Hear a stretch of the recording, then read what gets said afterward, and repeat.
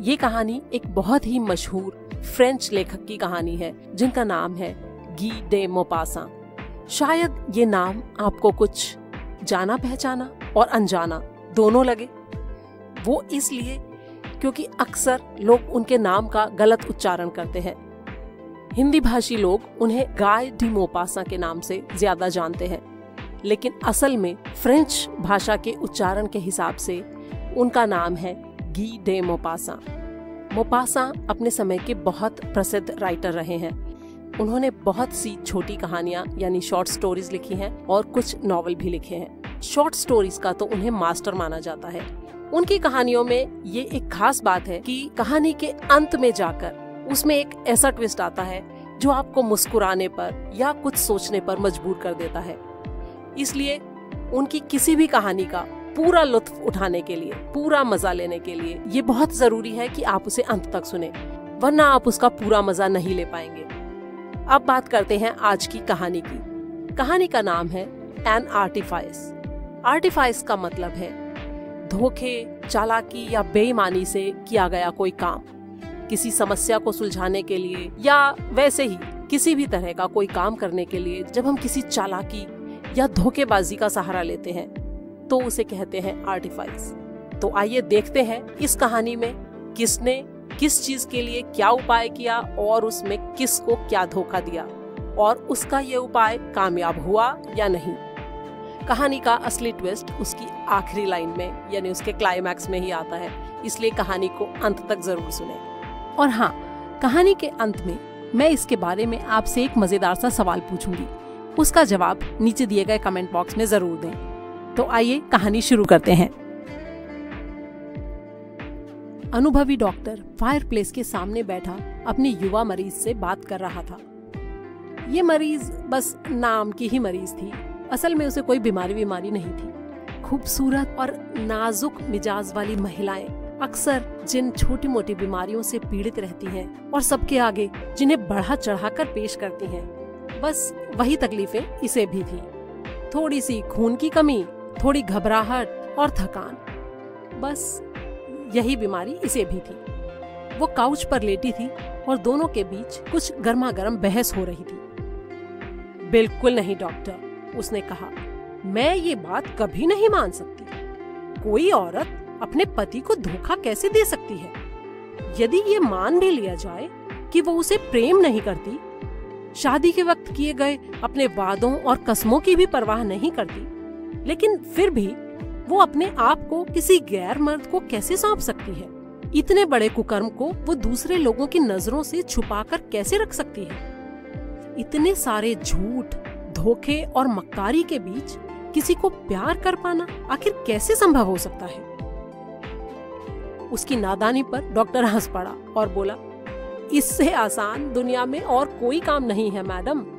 और मैं आपको यकीन दिलाकर कह सकता हूँ कि अगर एक बार कोई औरत इस रास्ते पे चलने का फैसला कर ले तो फिर उसके लिए ये छोटी मोटी बातें कोई मायने नहीं रखती। और जहाँ तक बहाने बनाने या लोगों की आंखों में धूल झोंकने का सवाल है, तो ऐसे मौकों के लिए हर औरत के पास लाजवाब झूठे बहानों की भरमार होती है और उनमें से हर एक बहाना इतना लाजवाब होता है कि कोई उस पर शक नहीं कर सकता।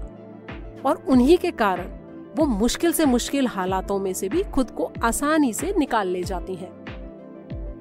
युवा औरत पर उसकी इन बातों का कोई असर नहीं हुआ। नहीं डॉक्टर, मैं नहीं मानती, उसने कहा। जब ऐसी कोई मुश्किल की घड़ी आती है तो उस वक्त इंसान का दिमाग काम करना बिल्कुल बंद कर देता है और वो तब तक ठीक से कुछ सोच नहीं पाता जब तक वो घटना घट नहीं चुकी होती। और वैसे भी इस तरह के मौकों पर तो अच्छे अच्छे आदमियों के भी दिमाग काम करने बंद हो जाते हैं। बेचारी औरतों की तो बिसात ही क्या है। डॉक्टर ने अपना हाथ ऊपर उठाते हुए कहा, अभी अभी आपने कहा घटना घट चुके होने के बाद। तो घटना घट चुके होने के बाद उनका दिमाग इतनी तेजी से और इतनी अच्छी तरह काम करता है, ये समझाने के लिए मैं आपको एक ऐसी घटना सुनाता हूँ जो मेरी एक महिला मरीज के साथ असलियत में घटी थी। मैं उसे हमेशा से एक सीधी साधी भोली भाली औरत समझता था। ये एक छोटे से शहर की घटना है। एक रात को मैं गहरी नींद में सोया हुआ था। उसी गहरी नींद में, जिसमें बहुत ज्यादा थके होने के बाद जब आप सोते हैं तो आपको उठाना बड़ा मुश्किल होता है, अचानक नींद में मुझे ऐसे लगा जैसे पूरे शहर में फायर ब्रिगेड के अलार्म बज रहे हैं। धीरे धीरे ये अलार्म इतने तेज हो गए कि मैं चौंक कर उठ बैठा। कोई मेरे दरवाजे की घंटी बुरी तरह बजा रहा था। उसके बार बार बजने के कारण ही मुझे नींद में ऐसा भ्रम हुआ था। शायद मेरा नौकर भी मेरी ही तरह गहरी नींद में था, क्योंकि उसने अभी तक दरवाजा नहीं खोला था। मैंने हाथ बढ़ाकर अपने बिस्तर के सिरहाने पर लगा घंटी का बटन बंद कर दिया। मैं अभी बिस्तर से उठकर नौकर को डांटने के बारे में सोच ही रहा था कि तभी मुझे जोर से दरवाजा खुलने और सीढ़ियों पर किसी के कदमों के चढ़ने की आहट सुनाई दी। मेरा नौकर जीन मेरे कमरे में आया। उसने मुझे एक पर्चा दिया जिस पर लिखा था, मैडम लेलिवर डॉक्टर से इसी वक्त मिलना चाहती हैं।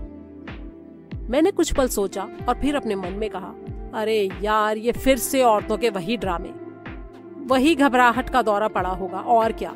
ये लोग न रात देखती हैं न दिन। बस जरा कुछ हुआ नहीं कि डॉक्टर बेचारे की शामत आ जाती है। क्या मुसीबत है, मैं कितना थका हुआ हूँ।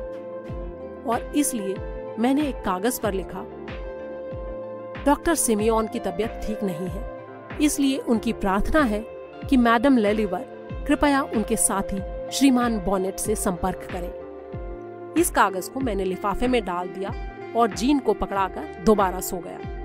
करीब आधे घंटे बाद दरवाजे की घंटी फिर से बजी और जीन ने मेरे पास आकर कहा, नीचे कोई आपसे मिलने आया है। मुझे ये समझ नहीं आया कि वो आदमी है या औरत, क्योंकि उसने अपने आप को कपड़ों से पूरा ढक रखा है, लेकिन वो तुरंत आपसे मिलना चाहते हैं। उनका कहना है कि ये दो लोगों की जिंदगी और मौत का सवाल है।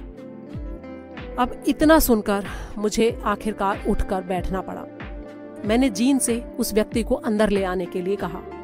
कुछ ही पल बाद जीन एक काली परछाई के साथ अंदर आया। जीन के बाहर चले जाने पर उसने अपने सर से कपड़ा हटा दिया। मैं ये देखकर हैरान रह गया कि ये खुद मैडम लेलिवर थी, जिनका खत अभी आधा घंटा पहले ही मेरे पास आया था। ये एक युवा औरत थी। इसकी शादी 3 साल पहले शहर के एक बड़े व्यापारी से हुई थी। लोगों का मानना था कि उस पूरे इलाके में मैडम लेलिवर जैसी खूबसूरत लड़की दूसरी कोई नहीं थी। लेकिन इस वक्त उस खूबसूरत लड़की का चेहरा बिल्कुल पीला पड़ा हुआ था। चेहरे की नसें ऐसे तनी और मुड़ी हुई थीं जैसे कई बार पागल लोगों की हो जाती हैं। उसके हाथ बुरी तरह कांप रहे थे। उसने 2 बार कुछ बोलने की कोशिश की, लेकिन उसके मुंह से एक भी शब्द नहीं निकल पाया। आखिरकार जैसे तैसे लड़खड़ाती जुबान में उसने कहा, जल्दी डॉक्टर, मेरा प्रेमी अभी अभी मेरे बेडरूम में मर गया।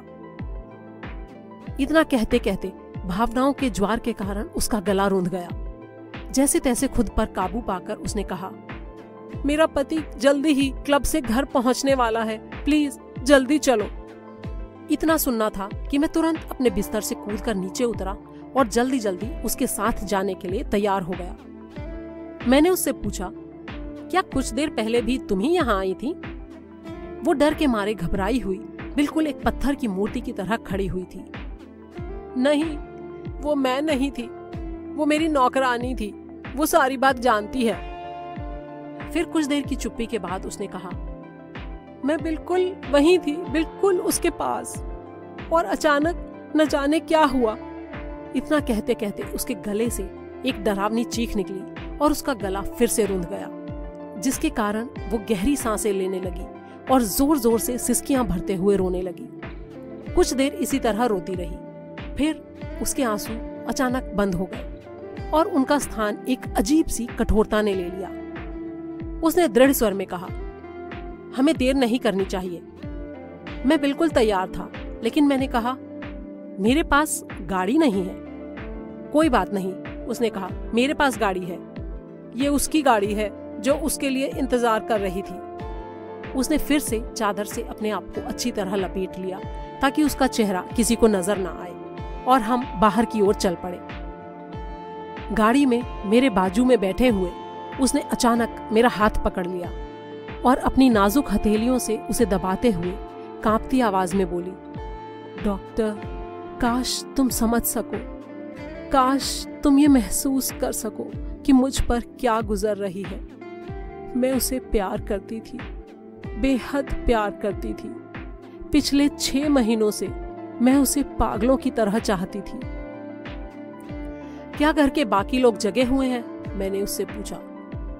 नहीं, उन लोगों के सिवाय कोई नहीं जो सारी बात जानते हैं। तब तक उसका घर आ गया था। हम दरवाजे पर रुके। अंदर पूरी तरह सन्नाटा था, सब लोग सोए हुए थे। हम बिना कोई आवाज किए उसकी चाबी से दरवाजा खोलकर अंदर घुसे और दबे पांव सीढ़ियां चढ़ने लगे। डरी हुई नौकरानी सबसे ऊपर की सीढ़ी पर बैठी थी। उसके पास एक मोमबत्ती जल रही थी। कमरे में बैठने की बजाय वो यहाँ इसलिए बैठी थी क्योंकि उसे लाश के पास बैठने में डर लग रहा था। जब मैं कमरे में घुसा तो मैंने देखा पूरा कमरा बुरी तरह से बिखरा पड़ा था।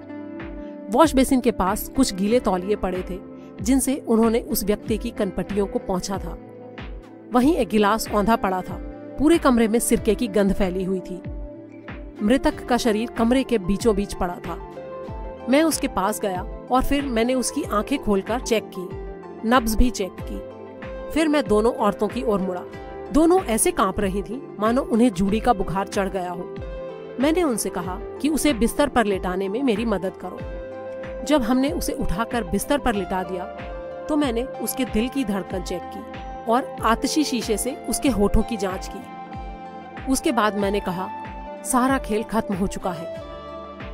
ये बड़ा ही भयानक दृश्य था, लेकिन समय इतना कम था कि हमारे पास और बातों पर ध्यान देने के लिए समय नहीं था। मैंने आदमी की ओर देखते हुए कहा, इसके बाल ठीक से बनाओ और इसके कपड़े भी ठीक करो। नौकरानी दौड़ कर गई और अपनी मालकिन का कंघा और एक ब्रश ले आई। वो अभी भी कांप रही थी। कांपते हाथों के कारण ही कोशिश करने के बावजूद वो उसके बाल ठीक से नहीं बना पा रही थी। मालकिन ने उसके हाथ से कंघा लिया और धीरे धीरे बड़े ही प्यार से उसके बालों में फिराने लगी। ऐसा लग रहा था मानो वो उसे प्यार से सहला रही हो। उसने हौले हौले उसके बालों के बीच मांग निकाली, बालों को संवारा, फिर उसकी दाढ़ी के बालों में कंघी फिराई और फिर अचानक उसके मन में भावनाओं का ज्वार फिर से उमड़ पड़ा। कंघे को एक और पटक उसने मृतक के चेहरे को अपने दोनों हाथों में थाम लिया और बड़े ही दुलार से उसकी ओर देखते हुए मुस्कुराने लगी। तभी उसे शायद ये एहसास हुआ कि उसका प्रेमी अब कभी उसकी मुस्कुराहट का जवाब नहीं दे पाएगा। वो बुरी तरह फूट फूट कर रोने लगी और बार बार उसके चेहरे को चूमने लगी। फिर उसके कानों के पास अपना मुंह ले जाकर हौले से बुदबुदाई, अलविदा मेरे प्यारे, मेरे प्रियतम, अलविदा। उसकी ये आवाज बड़ी ही हृदय विदारक थी। तभी अचानक दूर कहीं घड़ी ने 12 का घंटा बजाया और मैं चौंक गया। 12 बज गए हैं मैडम, मैं तेज आवाज में बोला। यही क्लब बंद होने का टाइम है, जल्दी कीजिए, हमारे पास बर्बाद करने के लिए और समय नहीं है। वो तेजी से उठ बैठी और मैंने कहा, हमें इसे ड्राइंग रूम में ले जाना होगा। जब हम ये काम कर चुके तो मैंने उसे वहां एक सोफे पर बैठा दिया और हॉल की सारी बत्तियां जला दी। तभी हमें घर का मुख्य दरवाजा खुलने और बंद होने की आवाज सुनाई दी। रोज, जल्दी से एक चिलमची में पानी और कुछ तौलिए लाकर दो और कमरे को साफ सुथरा करो, जल्दी करो, भगवान के लिए। श्रीमान ललीवर बस आ ही रहे हैं। मुझे सीढ़ियों पर उनके कदमों की आहट साफ सुनाई दे रही थी और फिर दिखाई दी दरवाजे के ठीक बाहर उनकी परछाई। जैसे ही उन्होंने दरवाजा खोला, मैंने उनका अभिवादन किया और कहा, आओ दोस्त, आज तो तुम्हें बहुत देर हो गई। यहाँ एक परेशानी पैदा हो गई है। मैं तुम्हारी पत्नी को देखने यहाँ आया था और काफी देर से उनसे बातें कर रहा था। ये मेरा दोस्त है जो अपनी गाड़ी में मुझे यहाँ तक लेकर आया था। हम लोग बात कर ही रहे थे कि अचानक ये बेहोश हो गया और हम लोगों के काफी कोशिश करने के बाद भी 2 घंटे से इसकी बेहोशी टूट ही नहीं रही है। मैं तुम्हारा ही इंतजार कर रहा था क्योंकि अजनबी लोगों को यहाँ ऐसी हालत में बुलाना अच्छा नहीं होता ना। तो अब तुम आ गए हो, प्लीज इसे नीचे ले जाने में जरा मेरी मदद करो। मैं इसे इसके घर ले जाऊंगा और वहाँ ठीक से इसकी जांच वगैरह करूंगा। ये सब देखकर पति काफी हैरान था, लेकिन उसे किसी भी तरह का शक नहीं हुआ। उसने अपना हैट और कोट उतारा और फिर अपने रकीब को उसकी बाहों के नीचे से हाथ डालकर थाम लिया। मैंने उसके दोनों पैर पकड़े और फिर इसी हालत में हम धीरे धीरे उसे सीढ़ियों से नीचे ले आए। उसकी पत्नी मोमबत्ती से हमें रास्ता दिखाते हुए साथ साथ चल रही थी। घर से बाहर आकर मैंने उसके बाजू को अपने कंधे पर रखते हुए उसके शरीर को सीधा खड़ा किया। ऐसा मैंने इसलिए किया था ताकि कोचवान को कोई शक ना हो। फिर मैंने लाश से कहा, आओ दोस्त, घबराओ मत, जल्दी ही तुम ठीक हो जाओगे। बस थोड़ी हिम्मत जुटाओ और थोड़ा सा पैर बढ़ाकर गाड़ी में बैठने की कोशिश करो। जैसे ही मुझे ये महसूस हुआ कि उसका शरीर मेरे हाथों से फिसल रहा है, मैंने उसके कंधे पर पीछे से जोर से धक्का दिया, जिससे वो तेजी से आगे की ओर झुकता हुआ सीधा गाड़ी में गिर गया। ध्यान से दोस्त, संभाल कर, ये तो बिल्कुल भी होश में नहीं है। इतना कहते हुए मैंने उसे खींचकर सीट पर बैठा दिया। श्रीमान ललीवर काफी परेशान दिख रहे थे। उन्होंने मुझसे कहा, कोई सीरियस बात तो नहीं है ना? इस पर मैंने जवाब दिया, नहीं नहीं, मामूली बेहोशी है, बस उसका कारण पता नहीं लग रहा है। जल्दी ही ये ठीक हो जाएंगे, आप चिंता न करें। फिर मैंने मुस्कुराते हुए उनकी पत्नी पर नजर डाली, जो अपने पति की बाहों में बाहें डाले गाड़ी में झांकने की कोशिश कर रही थी। मैंने दोनों से हाथ मिलाया और कोचवान को गाड़ी चलाने को कहा। पूरे रास्ते मृतक मेरे ऊपर गिरता रहा। जब हम उसके घर पहुंचे तो मैंने उसके घर वालों से कहा कि हम लोग घर आ रहे थे कि अचानक ही ये रास्ते में बेहोश हो गया और इसीलिए मैं उसे यहाँ छोड़ने आया हूँ। सब लोग मिलकर उसे ऊपर ले गए। वहाँ कुछ देर मैंने उसकी देखभाल का नाटक किया और ऐसे दिखाया कि मैं उसे होश में लाने की कोशिश कर रहा हूँ, और फिर ये घोषणा कर दी कि वो मर चुका है। और बुरी तरह विचलित उसके घर वालों के आगे एक और बढ़िया नाटक किया। आखिरकार सारा काम निपटाने के बाद मैं मन ही मन इन प्रेमियों को कोसता हुआ घर जाकर सो गया। इतना कहकर डॉक्टर ने अपनी कहानी समाप्त की। वो अभी भी मुस्कुरा रहा था। उसकी युवा मरीज उसकी ये अजीबोगरीब कहानी सुनकर बहुत ही बेचैन और घबराई हुई थी। उसने कहा, ये किस्सा तो बड़ा ही भयानक था। क्या वाकई आपके साथ ऐसा हुआ था? जी हाँ, बिल्कुल। मेरी कही एक एक बात 16 आने सच है। कमाल है, मुझे नहीं पता था कि दुनिया में ऐसा भी होता है, उसने हैरानी से कहा। लेकिन ये इतनी भयानक और अजीबोगरीब कहानी आपने मुझे क्यों सुनाई? उसकी ये बात सुनकर डॉक्टर अपनी सीट से खड़ा हो गया। एक हाथ सीने पर रखकर और दूसरे हाथ को बाईं ओर फैलाकर इस अंदाज में उसके आगे झुका जैसे राजा के आगे बहादुर सिपाही झुकते हैं। और फिर बड़े ही नाटकीय अंदाज में उसने जवाब दिया, ताकि जरूरत पड़ने पर मैं आपको भी अपनी सेवाएं प्रदान कर सकूं। दोस्तों, ये कहानी आपको कैसी लगी, इसके बारे में अपनी राय नीचे दिए गए कमेंट बॉक्स में मेरे साथ जरूर शेयर करें। वीडियो को लाइक करें, चैनल को सब्सक्राइब करें और दोस्तों और परिवार वालों के साथ शेयर करना ना भूलें। और अब टाइम है आज के सवाल का। तो दोस्तों, आज का सवाल ये है कि क्या कहानी सुनते वक्त आपको इसके अंत के बारे में पहले से ही पता चल गया था कि एंड में क्या होने वाला है? अगर हाँ, तो इसका मतलब है आप वाकई जीनियस हैं। तो प्लीज कमेंट करके मुझे बताएं कि आपको इसका एंड पहले ही पता चल गया था और किस टाइम पर, यानी कि ऑडियो के कितने मिनट पर आपको ये बात पता चली थी कि एंड में क्या होने वाला है। मुझे आपके जवाबों का बेसब्री से इंतजार रहेगा। ऐसे ही मजेदार ट्विस्ट वाली एक और उम्दा कहानी के साथ जल्द ही आपसे फिर मुलाकात होगी। तब तक के लिए अलविदा।